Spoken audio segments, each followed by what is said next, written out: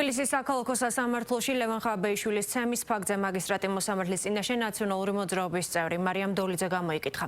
როგორც მან ჩვენების მიცემის შემდეგ განაცხადა, სასამართლოს მის ხელთ არსებული ინფორმაცია დეტალურად მიეწოდა. მარიამ დოლიძე აცხადებს, რომ მან ის პირები დაასახელა, რომლებიც უშუალოდ მონაწილეობდნენ ხაბეიშვილის ცემაში. პროკურორის განცხადებით კი საქმეზე გამოძიება აქტიურად მიმდინარეობს. გიორგი ნადირაძის განმარტებით დღემდე გამოკითხულია ასეულობით მოწმე.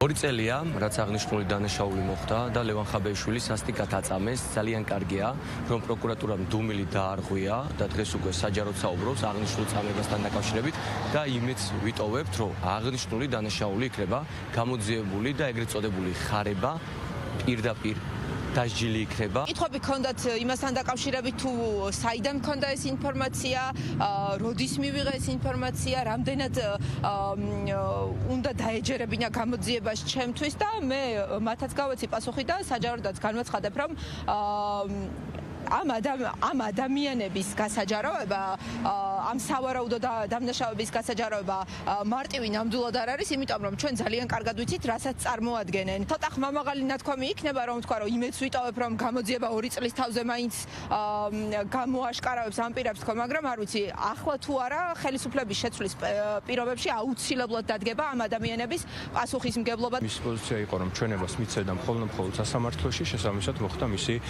დაკითხვა სასამართლოს წინაშე. ამ შემთხვევაშიც მე ვერ ვისაუბრებ კონკრეტულ დეტალებზე, რა ინფორმაცია მიაწოდა მოწმემ საგამოძიებო უწყებას და გიდასტურებთ მხოლოდ იმას, რომ მან რაც საჯაროდ მოვისმინეთ ჩვენ მისგან, იგივე ანალოგიური ინფორმაცია მიაწოდა გამოძიებას. გამოძიება მიმდინარეობს აქტიურად, ინტენსიურ რეჟიმში.